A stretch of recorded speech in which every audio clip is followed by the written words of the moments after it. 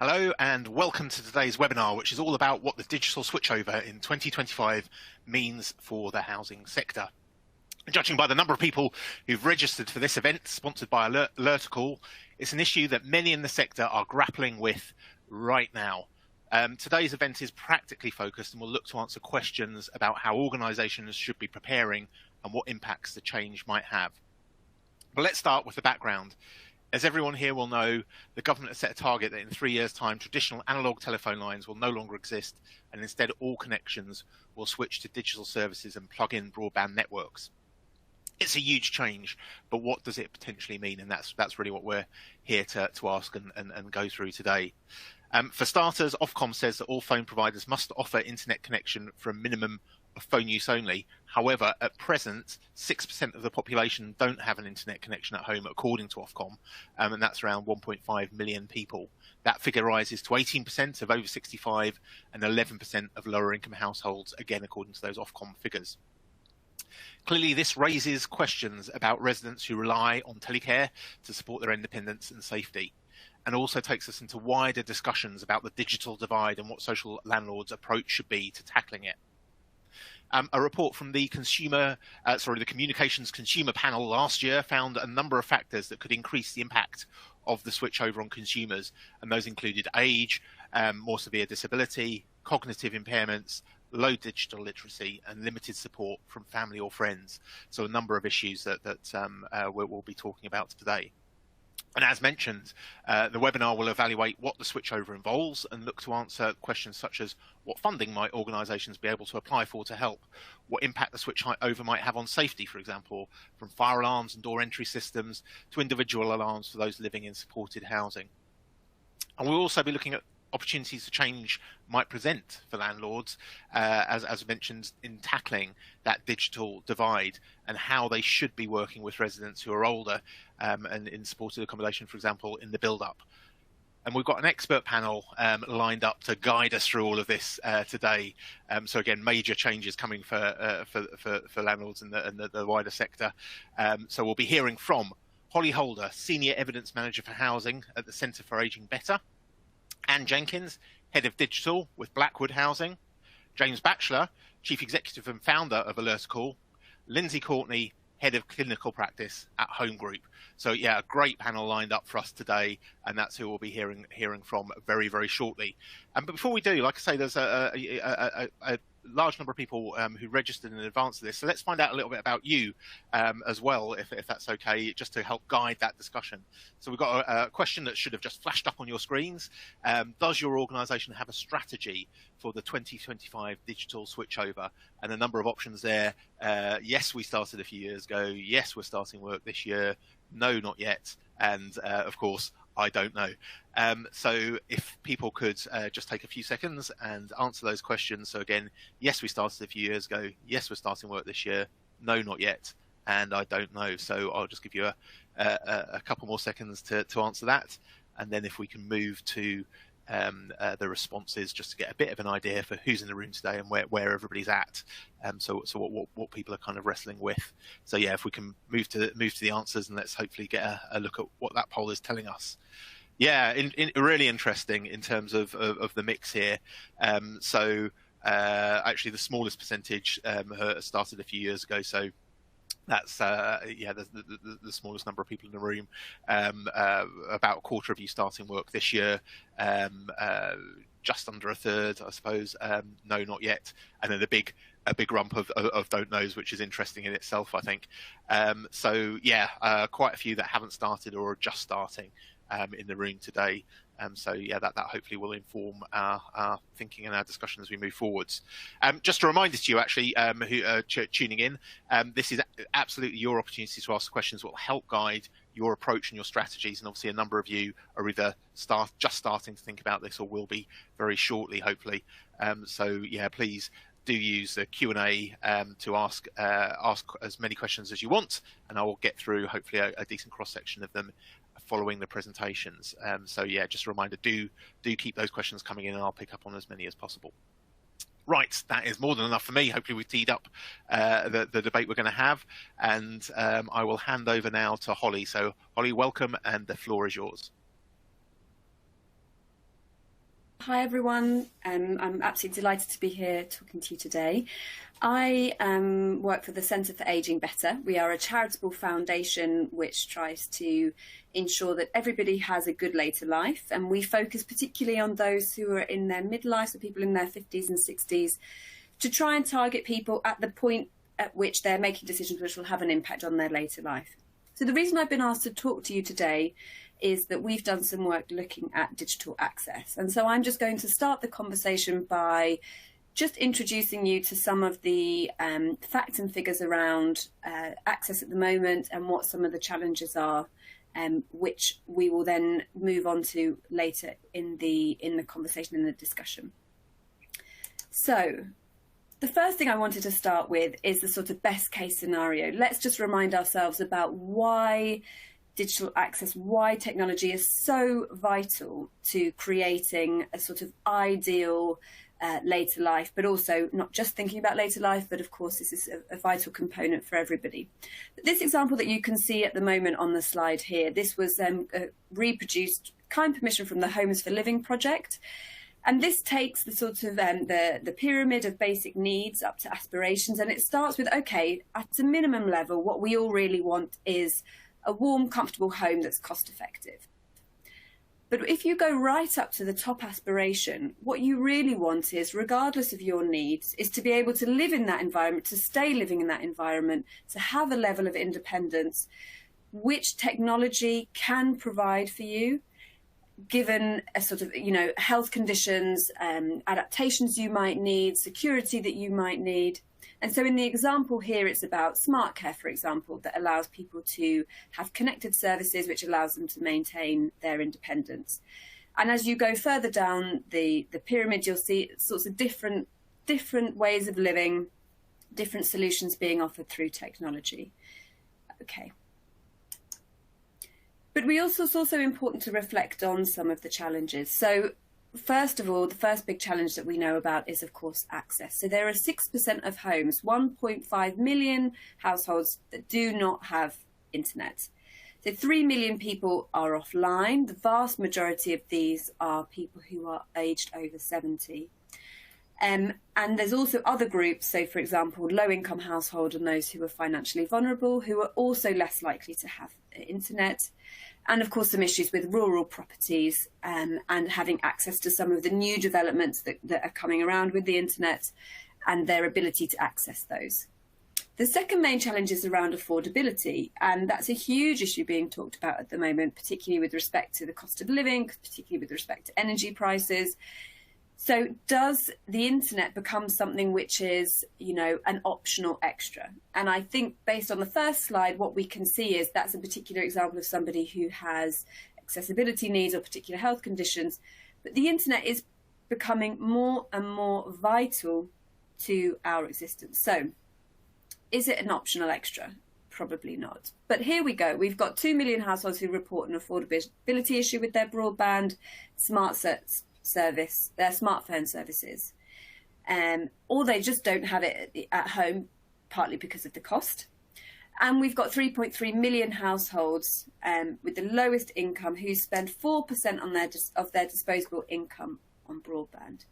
Now, whilst that's not a surprise, that is nearly 4 times more than the proportion of an average household. That's not a comparison with those who have the highest incomes. That's with the average household.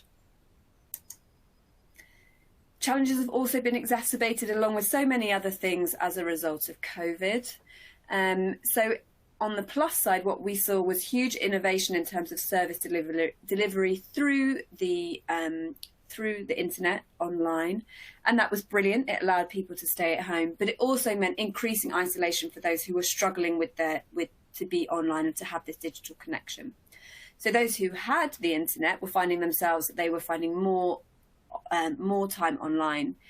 But that is a fallacy. If you see that being presented as that's showing that COVID actually introduced more people to the internet, there is actually little evidence that those who were already excluded became avid users of the internet.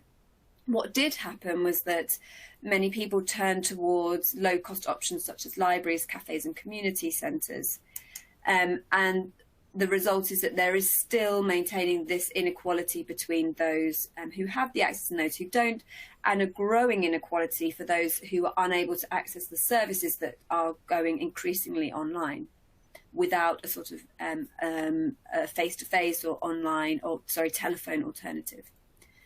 The other thing that's often when we talk about this, we talk about the infrastructure of the internet, or we talk about the cost of actually having a smartphone or the cost of the internet itself. But actually there's a really important element to thinking about getting more people online, which is around the building people's confidence and skills. So many people don't use or underuse their technology. They're not aware of what's out there, and they're also just unsure about accessing some of these services as participating fully in society. That links to a sort of confidence and skills issue.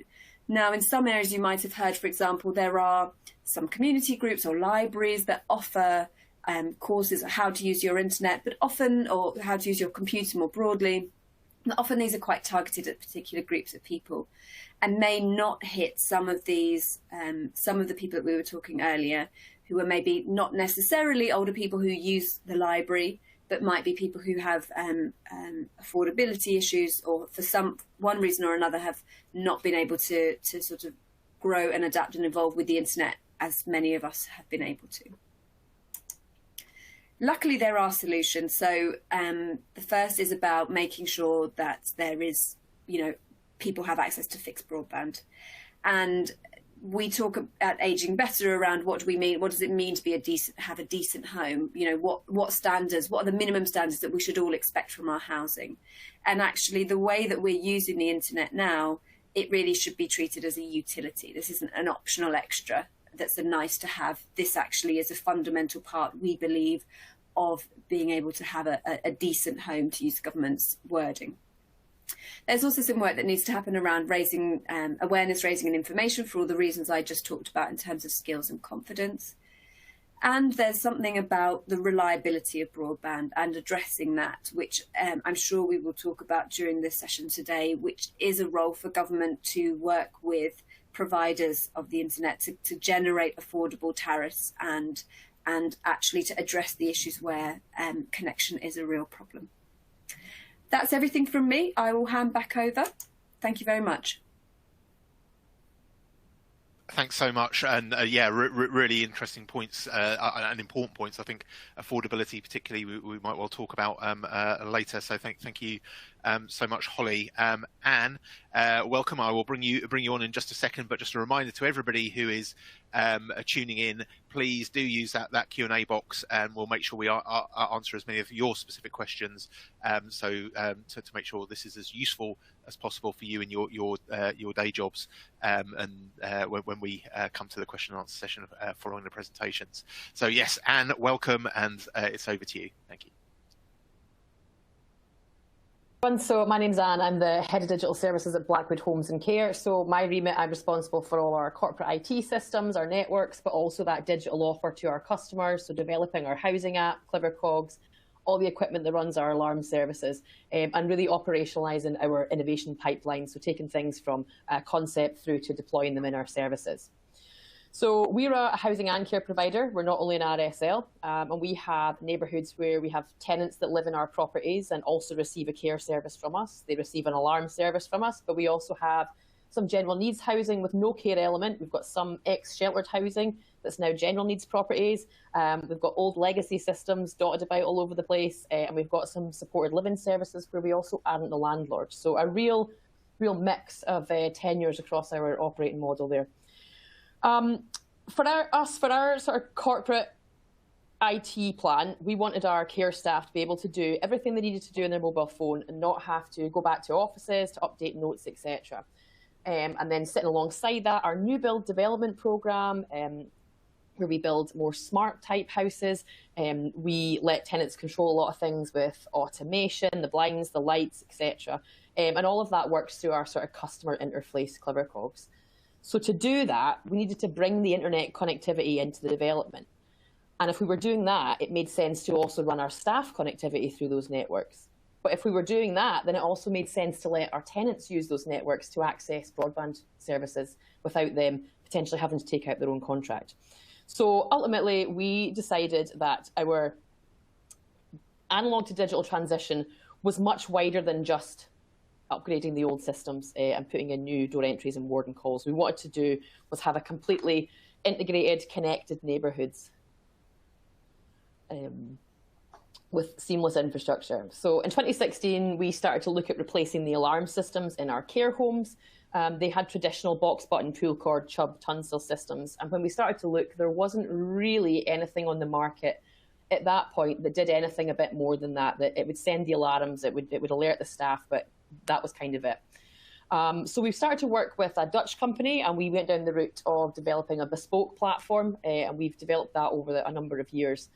So CleverCogs is now our core customer interface across all our frontline services. We use it in our housing, our care, our alarm services. Customers have one place to go to control the automation in their home, answer a video call from an alarm response, but also to view their care rota, their notes, their rent account, and raise repairs. And as part of that, it also gives them access to the internet, so they can use email, they can access Google, YouTube, etc. through that device. So to bring it back to the digital switchover, when we looked at the developments where we had the legacy analog systems, we wanted to bring them into our wider digital offer. So we wanted to make sure that every customer had a device, had internet connectivity, and had access to our CleverCogs platform. So to do that, it was more than just upgrading one platform for another. Where we're at now, after a number of years, is that by the end of this year, we will have completely transitioned everything to digital. We will have no analog equipment left. So all our buildings have Wi-Fi throughout. All of our customers have devices, access to our CleverCogs platform. All of our systems have been transitioned to cloud-based. So that gives us a lot more access and control over things remotely, rather than the constant having to go to site to get contractors out to repair things. One of the interesting things that we did is upgrading the door entry system. We put in a really high-end system that is voice activated. People can control the door just by saying open. So there's a real kind of visual impairment, disability benefit there. They can set up do not disturb schedules, etc., etc. But what it also lets us do is we can run our alarm service through that device as well, because it's cloud-based and it's digital. So in theory, we wouldn't have to then put in any additional equipment. We could just operate the alarm through that door entry panel. So that's allowed us to cancel quite a few sort of third-party response centre contracts and bring everything into our in-house alarm receiving centre. So that's a lot of moving parts and intricacies to that whole wraparound offer that we've had. But the kind of three biggest challenges that we've had have been around the infrastructure. So getting reliable connectivity is even still today a struggle. You know, there's not that many providers that we found who understand that social housing sector and understand how that is charged for to tenants, etc. But also the reliability and the robustness that is needed to operate alarm type services through that. Changing employee behaviour. So we really made some assumptions at the start that the customers would be the hard sell here, and they weren't at all. You know, if you show them how to use it and the support, the devices, you know, they're really up for it. But what we found was that even when we showed staff that this was easier, faster, better, they were still really unsure. They were going back to the old ways of doing things, etc. So the amount of data and information that you now get from digital systems, before you just had a system and someone triggered an alarm and you did something to that, now you know when that device is on, when it's off, what the battery level is. You can set up all kinds of stuff. So that the notifications and the data can become overwhelming if you don't have really slick ways of managing that and making sure people know what to action with that type of alert. And we would really spend a lot more time understanding the digital skill level of our frontline staff and building them up, making sure that they understand what the digital switchover is about, and getting them really involved in what that means, etc. And then the third thing that we have had quite a few challenges with is, because we have gone down the route of that fully wraparound kind of digital offer, so in the house there's the connectivity, there's the device, there's the service, we've really struggled to get that accepted through the sort of traditional housing benefit and universal credit routes. They really seem to be stuck on the terminology. If you write warden call, they'll pay it. If you write alarm, they won't. So there's a real disconnect there between some of our traditional rent setting policies and that wider push for the digital benefit. Is the dots aren't being joined between the core payment system and actually the benefits of reducing that digital divide. So as housing, as we begin to offer more and more tech and technology, the housing costs need to keep up with what that looks like. There we go. Thank you.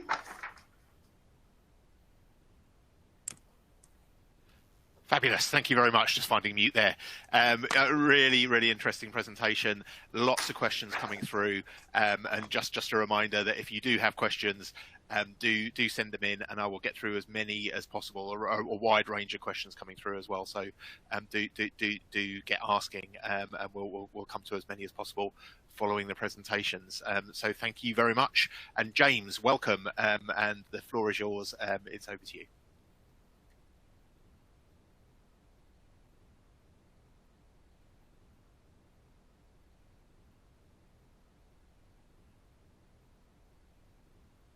James, I'm not sure. We're having a few problems getting a hold of James. I will just give a few more seconds. James, I'm not sure whether you're on mute. You might well be. Am I here now? You are there now. Yes, great. Over to you, James. Now. Welcome. There we go.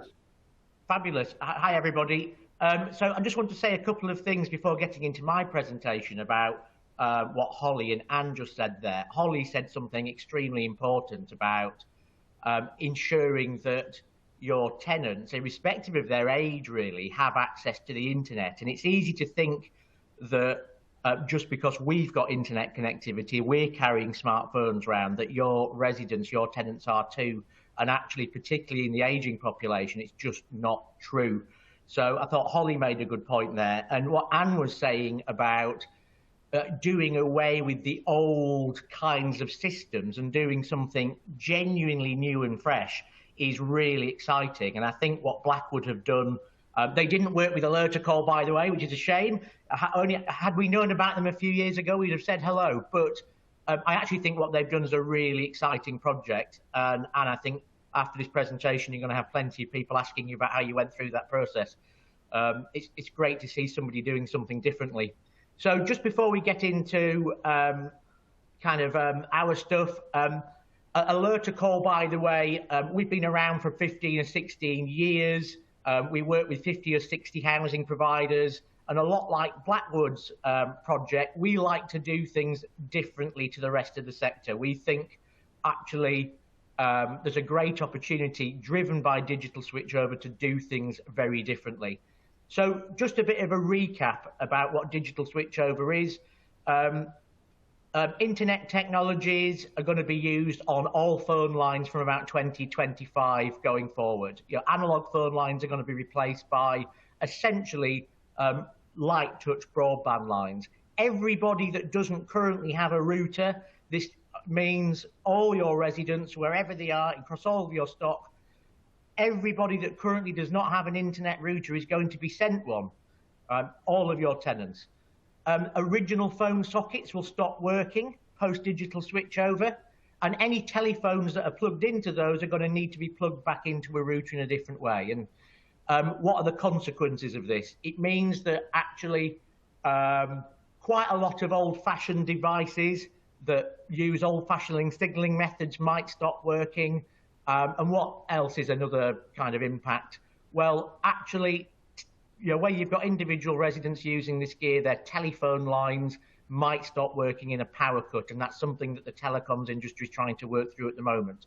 So there's a few light touch kind of bits of info there about what's really happening. Now, some of you might have noticed there was an announcement from BT just a day and a half ago that BT are going to be delaying and slowing down the rollout of digital switchover.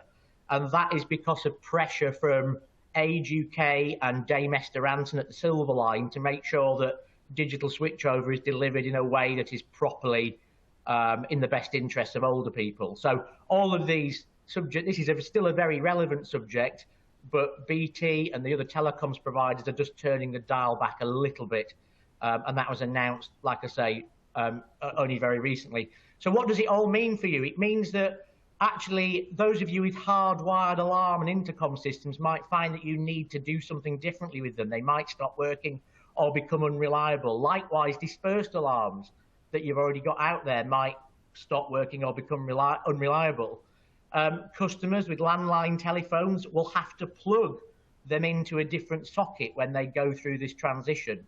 And that means many of your older and higher needs people are going to need support, even if they're in general needs accommodation. That's something that you need to bear in mind.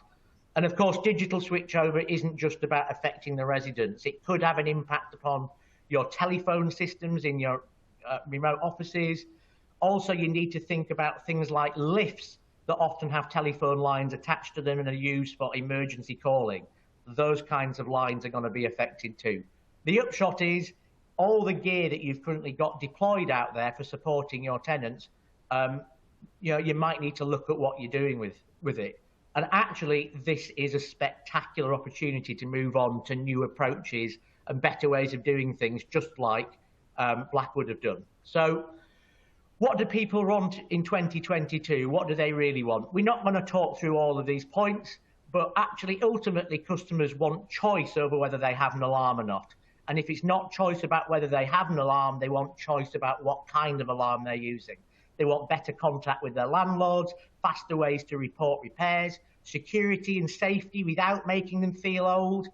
Importantly, they want human contact when they want it and on a regular basis. And of course, what do all customers want? They want lower service charges and better customer service. So what do housing providers want? Well, they want the flip side of a lot of the same things. And what we're seeing is lots of housing providers also moving into a very strong digital agenda.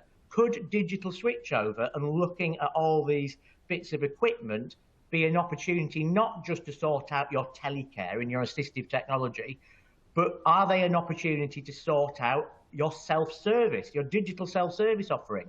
Could your older people be reporting repairs online? Could they be self-servicing their account? Could they be doing all of that? This isn't just about moving away from your existing alarm systems to something which looks like them. It's about doing away with them, okay? And it's a great opportunity to do something totally different. So just on hardwired alarm systems, let's just get this out there. They're usually very expensive, with cabling and equipment cost that runs into tens of thousands per scheme. Where you've got a hardwired system, plonked and bolted to a wall, that's a terrible location, right, for user engagement, isn't it? How is a customer going to come to a wall to service their relationship with you? It should really be in the palm of their hands. Door release and door entry on the wall is not great for older people. When someone's door entry call comes through to an intercom on the wall, it's not quite right that they're made to jump up and go across there.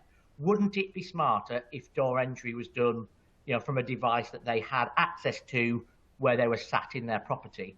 And importantly, with hardwired alarm systems, it tends to be all or nothing. Everybody on the scheme has to have it or no one. And that is directly, in conflict with this idea of us giving customers and residents choice. Pull cords themselves have limited value. They're often out of reach when they're really needed, and I think everyone can acknowledge that.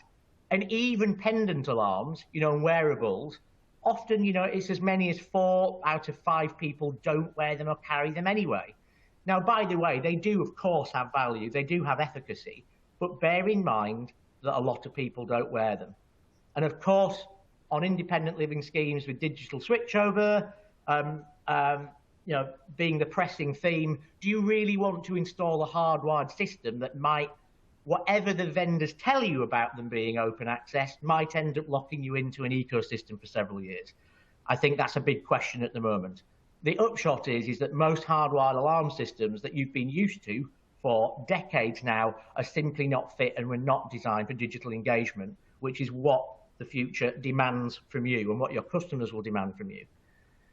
So, what might a new kind of system look like? Right, if we look in the first column over on the left, instead of having cabling everywhere, running new cabling into all of your properties, mountains and mountains of it, why don't you think about putting hospital-grade Wi-Fi in place? Really rock-solid Wi-Fi connectivity into your schemes and in your buildings to connect devices and provide digital services and provide internet connectivity in the way that Anne was mentioning earlier. You know, instead of having an intercom bolted onto the wall, why not give somebody a smart device? You know, if they don't have access to their own device, you can give them one, and it's inexpensive to do so. And a device like this, I'm holding one up on the screen, can be put anywhere in the property and is highly portable with loads of different options. You know, instead of giving somebody a pull cord, you know, why don't you think about other forms of telecare that you can give to them? There are now hundreds of options, and you do not need the unit on the wall to provide great telecare in someone's house. You can use a dispersed alarm, and there's dozens of different wearables. You don't have to keep going with the same incumbent organisations. There is lots of innovation out there right now and great stuff. And importantly, you know, and Anne touched upon this as well, digital switchover is an opportunity to really improve how you engage with your customers digitally, not just in terms of self-service using apps and, you know, self-service interface, but with video calling and video conferencing and all that kind of stuff. And actually, post-pandemic, I think we could all realise how much better it would have been for our customers had we had video calling in place and that kind of functionality, you know, prior to the pandemic. And it's a big driver for organisations now. So my kind of final point on this is just, you know, however you're used to providing your services in your schemes right now, there are different, better, fresher ways of doing it, which are more consistent with your agenda as an organisation to move into digital engagement. So if you'd like any more information on those themes to do with you know, what digital switchover really means and what's really going on, how you might move on from your hardwired alarm systems, how you might do that in digital engagement, you can go to our website, alertacall.com/downloads, and download some of our case studies and briefing documents there. And also, you're very welcome to contact me directly at james@alertacall.com. I'm actually the founder of Alertacall. I'm currently its chief executive. The company's been around for a long time now, and we were actually founded on the basis of something which happened to my own grandma many moons ago. So we're a real company founded around the real needs of real people. So hopefully some of that's interesting and useful to you. Enjoy the rest of the presentations. Thanks very much, James. And yeah, I think so. The questions are coming thick and fast. So there's lots of people with questions for the panel today. And just a reminder, do keep them coming in, and I will get through as many as possible before the close of the event.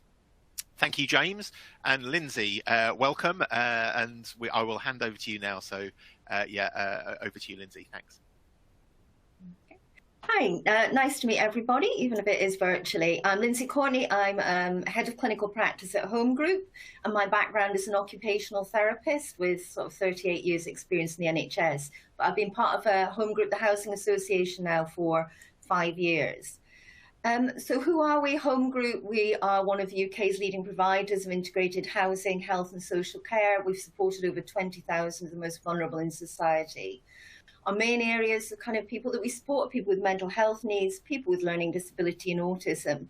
And the area that I'm really interested in is around older people. My career has been around working with frail older people and people with dementia. And that's why I came to Home Group, because I'm really interested in how we increase and maintain older people's independence and ability to engage in meaningful lives. So what I'm here just to briefly talk about is a piece of research that we did is part of an innovation village. So in Gateshead, we were running as a housing association an innovation village, which was around looking at new modular construction.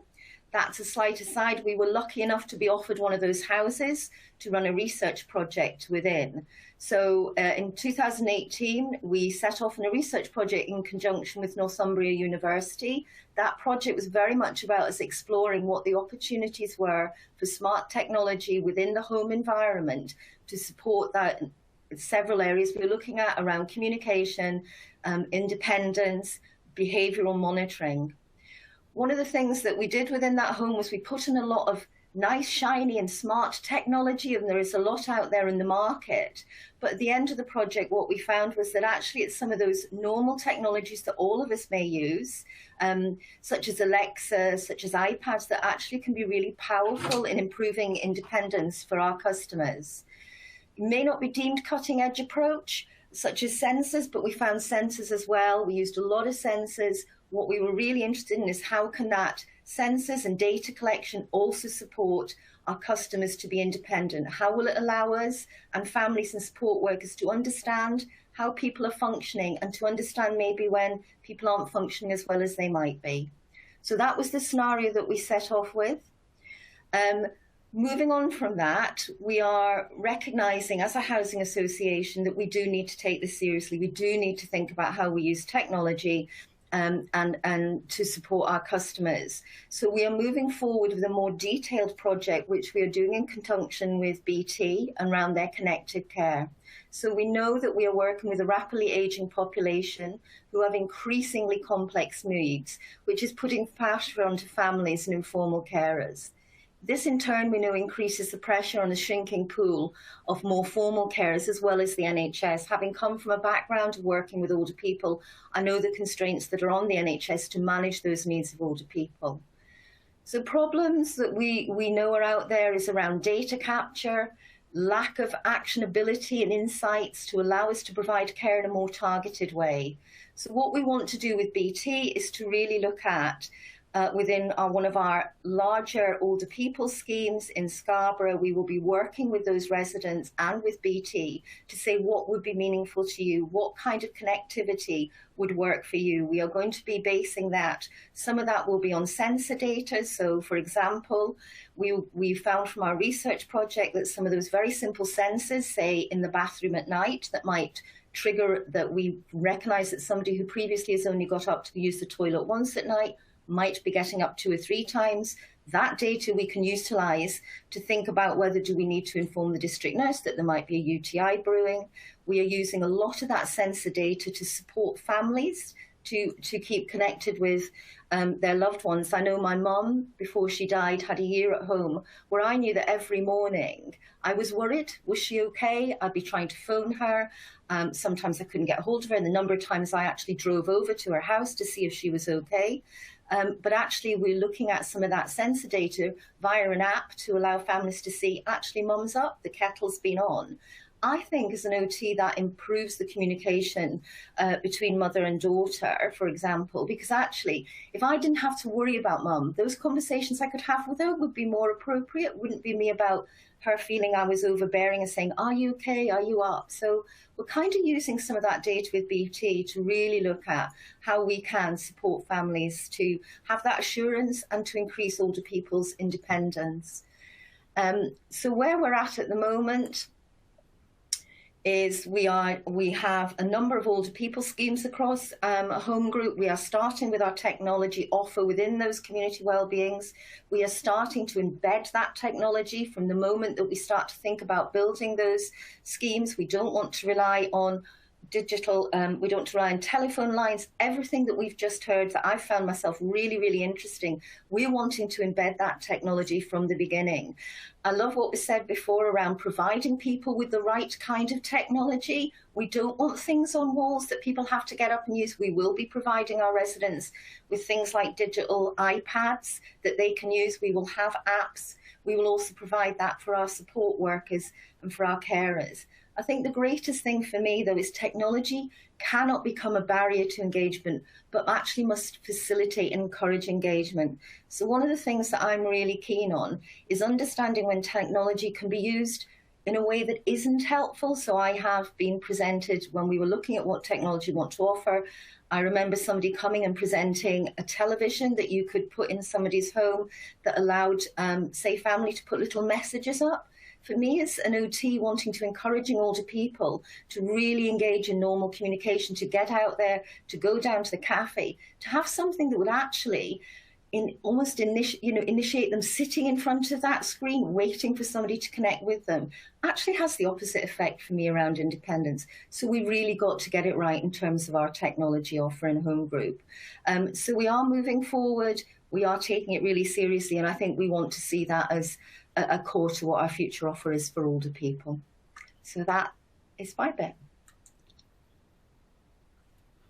Thank you very much, and thank you to everybody for some really great and thought-provoking presentations, and a lot to think about and unpack in the discussion that follows. So we've got about 20 minutes to get through questions. We've had a raft of questions come through. We've had a huge number of questions come through, but I will continue to pick them up. So do continue to send them in, and we'll get through as many as possible as we move forwards. So thank you all. Right, I will pick up on a few themes in terms of questions that are starting to emerge, and let's address that issue that James brought up briefly during his presentation. But we've had one question about it, that kind of what BT have been saying, but a few kind of connected questions, and I'll just read them out, and then we'll kind of come to that. So there's a question from Ian that's just come in. Welcome Ian. Very concerned over power disconnections. Poorer households will be at greater risk. Also, area power outages are becoming more common issues. Is the industry really considering these risks? Manon was asking, are digital connected systems dependable? What happens when there is a broadband internet failure? And Robert mentioned that issue directly about BT announcing that their rollout is paused. He has a question about timelines, but let's just very briefly mention what BT was saying. So I've kind of pulled out their statement. Underestimated the disruptive impact that the upgrade would have on some of their customers was the line they used. With hindsight, we went too early before many customers, particularly those who rely more heavily on landlines, understood why this change is necessary and what they needed to do. We also recognise we have more work to do on getting better backup solutions in place for when things disrupt the service, like storms and power cuts. We got this part of our programme wrong, and for that we're sorry. Talked about the huge disruptions caused by recent storms, learning from that, and working to improve the resilience of the network. So clearly, quite a few people have asked questions along similar lines about resilience, and what questions they should be asking, how they should be making sure they get those answers right. So James, you mentioned BT briefly in your presentation, so I'll come to you first in terms of that question, and then move to a couple of others. Okay, yeah, there was a whole bunch of stuff there, wasn't there? Yeah. So when I guess there's two kind of issues that we could discuss here. There is the impact on an individual customer of yours in their own property with their own telephony. And then there is the impact of the change in this telephony on your own infrastructure in your own schemes in your own buildings, kind of resident-owned infrastructure and housing provider-owned infrastructure. And yeah, it's true that one of the big challenges around digital switchover is that when the phone lines transition in this way, in the event of a power cut, power is not maintained on the telephone line of a digital telephone line. So you could, in theory, lose access to a telephone line. And what BT and the other telecoms providers are trying to do is work out a standardised way of dealing with that, whether that's ensuring everybody has a backup mobile phone, whether everybody has a backup mobile battery that keeps their internet router going for a few hours. So there's that stuff there.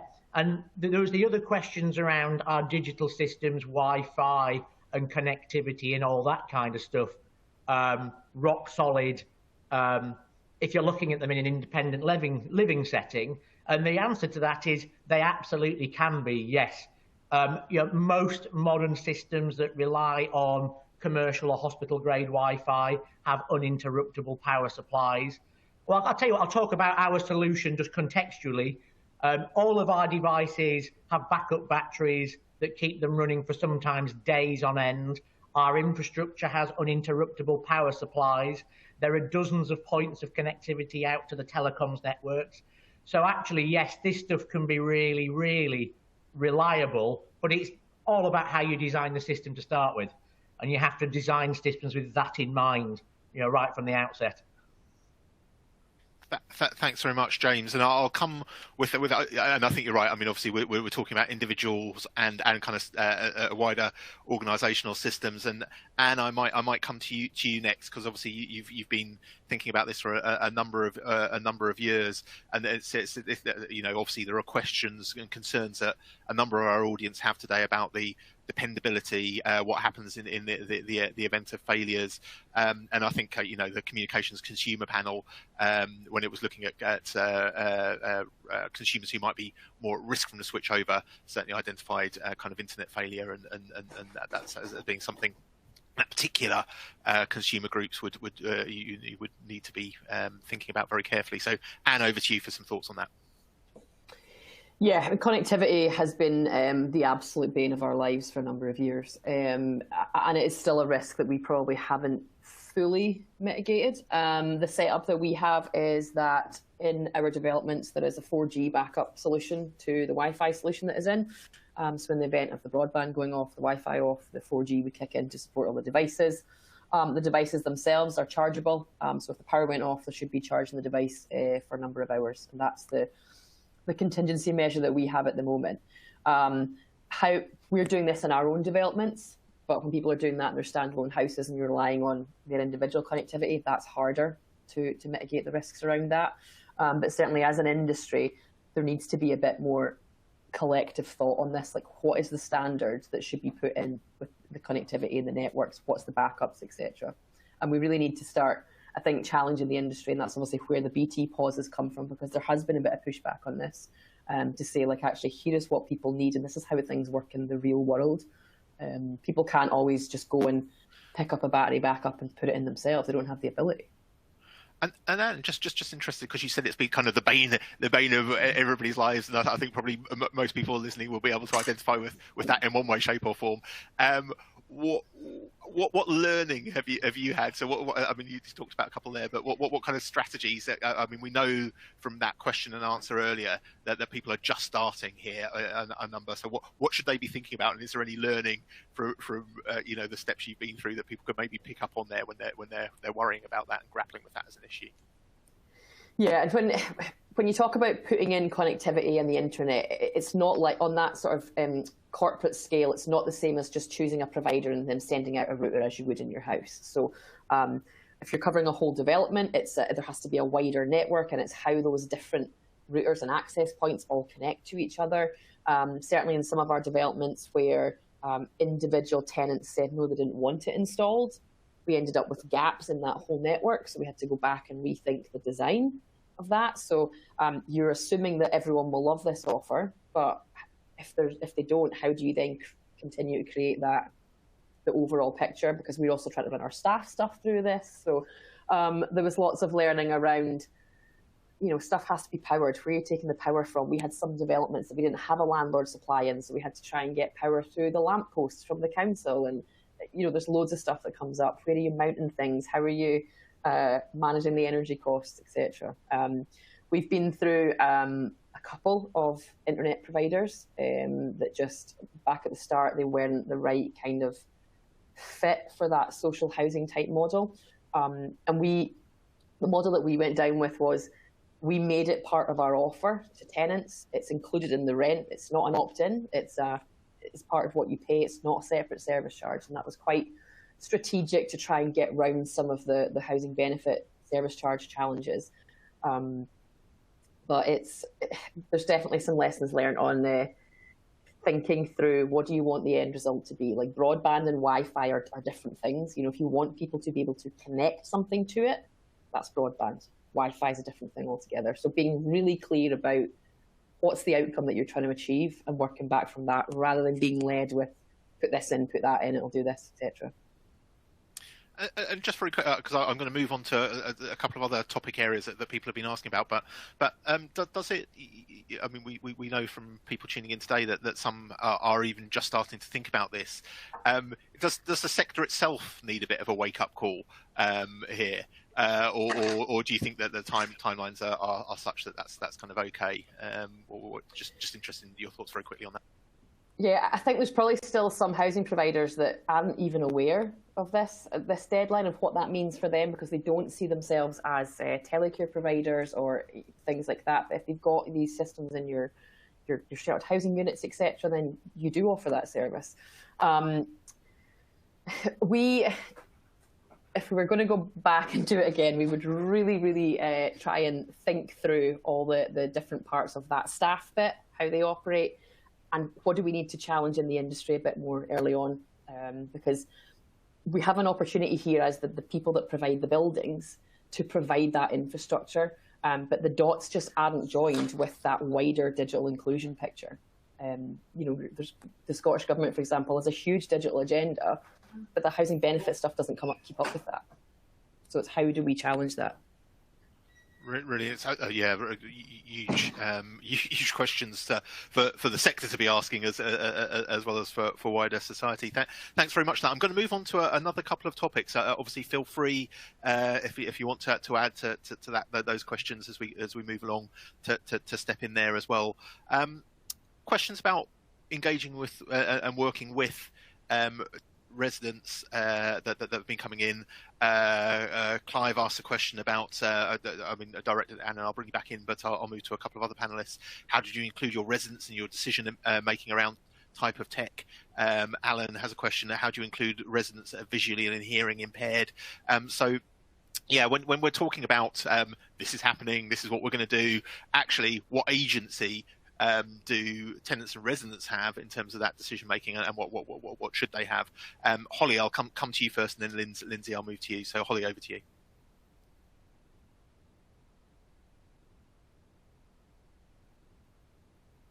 Holly, if you're speaking, sorry. Oh, yeah, there you go. Sorry. Hello. Yeah, I think it's a really interesting question, and I think the research that we have done suggests that it is a big issue, and one that residents in local areas are going to have to tackle with. I mean, I'd actually really like to hear what Lindsay. We're saying you're going to Lindsay next. Would I be able to respond afterwards? Because I think actually, if we hear a sort of practical example on the ground, that would be easier for me to then respond to. If that's okay.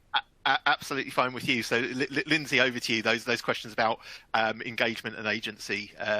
So however you approach that, and obviously with the Innovation Village, I'm interested to hear. So, Lindsay, over to you. Absolutely. So what we did in the Innovation Village, for each we had 3 sprints of research, so mental health, then autism and learning disability, and then older people. And for each of those, we had communities of practice. And those communities of practice were very much service users, so older people. We had health involved in that. We had commissioners. We had social care. So we ran a lot of workshops and saw those older people as very central. So they almost steered what they felt was really important to them.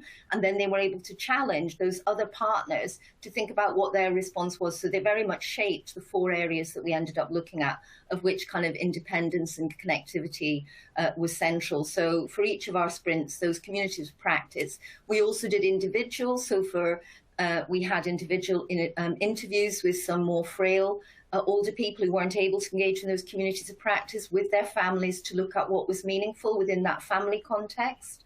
Moving forward with BT and our project into our community wellbeing schemes, we are setting up almost residents who are interested. I think we've heard not everybody is. We can't assume everybody is, but we have a lot of interest. So we're setting up those focus groups, and they will ongoingly support and monitor the kind of the development of whatever we do with BT. So we've tried to kind of involve users, future users, at every step from the research through to we're embedding it in your home. What is their home in the community building? What do you want to see and what don't you want to see? And I think we do get a lot of that, issues around privacy and data capture, and just trying to work with people to assure them, but also to listen to them and to understand when we are pushing too far. Thanks very much, Lindsay, and Holly. I'll bring you in now to respond to that and to some thoughts. And just we will come back to those issues about privacy because there's a few questions along those lines as well. So Holly, over to you.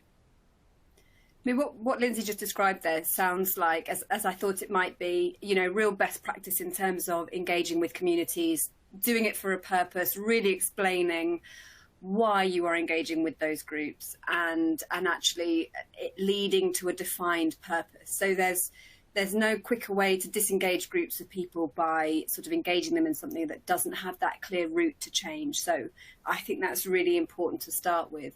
I think the other thing that's really important to try and remember is something that I talked about earlier, which is that although we know that the majority of people who are not digitally connected are older people, It's not just about older people, and also they're not a homogenous group. So what I would really encourage, housing associations have got such a wonderful rich source of data. You've got so many contact points with your residents. You've got so much data that you collect from them, that actually using some of those sources, those routes of communication, to actually find out, build up a map of what actually is happening to your residents. What is their situation? What do they know? What technology do they use? Let's not make any assumptions, because actually I think what that will highlight is that you've got groups of people, regardless of their age, who are connected, who might be similar regardless of their age, who might have some of the same lacking of confidence, or it might be affordability issues. So making sure that you start with a sort of open book, really, about, and then, as I talked about, people get around these problems in quite interesting ways. So the use of community groups or community libraries or cafes or things to actually get connected. Those are tools that you have in your book to try and actually use some of the services that we've talked about that have gone online to actually improve that communication and service use and all the other fantastic things that digital connection brings to us, and might provide some sort of ways around some of the challenges that we've also heard about today in terms of improving the connection, etc. So really also thinking about what resources you've got in the local community. Thanks very much, Holly. And I'm going to move on to that question that Lindsay raised briefly earlier. A number of questions coming through about security, though. So let's move on to those. Brian was asking, major concern will be security as the amount of scams increase. How will people be protected from breaches of databases? Paula, what reassurances there regarding cybersecurity? Mark asking a question about if a landlord's providing broadband as part of its service offer, does it need to do anything in relation to the Regulation of Investigatory Powers Act 2000? I'll put my teeth in to try and say that again, such as retaining records of resident access and usage of their broadband. So lots of questions about security and what, a range of questions really, but what types of questions landlords should be asking and assurances they should be providing. So James, I'll move to you first on that, and then I'll ask a couple of the other panel members, and probably I'll come to you next. Yeah, so they're good questions, really. So, and also I've noticed in the Q&A a related question as well about ensuring that we don't arrive at a situation where we kind of create haves and have-nots with internet connectivity. And I guess, so what we're advocating is that you attempt to provide connectivity for all of your residents, particularly those who are most likely not to be able to procure it themselves, for example, older people. And then around the privacy and cybersecurity. So providing internet connectivity now is kind of very bread and butter for other sectors. Every time you go into a hotel or a bed and breakfast or a restaurant, you're provided with typically internet connectivity via their Wi-Fi infrastructure, and you would provide through that connectivity a statement of disclaimer and essentially a set of T's and C's around about how that user engages with their internet connectivity. And then it would be up to each individual organisation about how they manage that. And different organisations have different approaches driven by different data security teams. But certainly, so talking through all the different options there is probably outside the scope of the 2 minutes that we've got. But certainly if somebody wants to come and have a chat with us directly about how you might manage those things, then we'll be very happy to do so. The upshot is, guys, is that you're going to have to provide connectivity to your residents. This is 2022. This is happening in every other sector. And actually, a lot of residents in social housing, and again, those who are older, are effectively suffering right now from internet poverty. And you have a duty of care, to help alleviate that. But that alleviation also supports you in the management of your own services as well. And James, just as a question that's just come in, and I'll just fight that very quickly if that's all right, but it's about not just tenants for extra care schemes or receiving telecare services. Is there a duty, is there a responsibility that housing associations, social landlords have, or should have perhaps, when it comes to digital switch for other tenants and residents? So yeah, James, just very quickly on that. Yeah, I think that's absolutely the case. We've got to understand that in social housing, we're dealing with a demographic which isn't as well equipped, typically as those outside of social housing to have access to smart devices and internet connectivity. This idea that everybody is online and everybody can afford internet connectivity is actually a myth. And as a housing provider, you've got an opportunity to fix two things. You've got an opportunity to fix that problem for those people whilst enabling your own capabilities of digitally engaging at a lower price point with those customers as well. It is not all about what's in the best interest of the customers, though it clearly is. It's in your best interest to make sure that your customers can engage and service their relationship with you properly. So it's a win-win thing, is this. Sort this out, do it the right way, and you're going to save money as an organisation in the medium and the long term in terms of servicing your relationships. So it just makes sense, I think. Thanks, James. And Anne, I'm just going to come very quickly. We've got about minutes, so a relatively brief answer, if that's okay. But that just again, that question that people have been raising about security and how you've kind of taken that into account, because I think obviously a number of our audience are quite worried about that. So yeah. I think data, cybersecurity, very important topics, but the one thing would be don't overthink it. Right, you already have frameworks in your organisation for managing your cybersecurity, managing your GDPR, etc. The internet provider, the people you buy the services from, they will have the same frameworks. Okay, so there's some assurance there that it's not completely on you to do that. We have really strong consent procedures with people. We tell them exactly what we can and can't access in terms of data. Thank you very much. And I appreciate the concise answer as well. So hopefully that's answered some of the questions that people have in the audience, and we've covered a number of topics off there. So thank you all very much. So all that remains for me to say is thank you to our panelists for an absolutely fascinating discussion today. We've covered a lot of ground and hopefully given you some food for thought. Thank you all so much for the audience sending in lots of really, really detailed questions. Hopefully we've got through a decent cross-section of them there and giving you some takeaways too. And thanks to Alertacall for sponsoring and making today possible as well. So I will bring things to a close there, and thanks all for a really, really great and important debate. Thank you very much.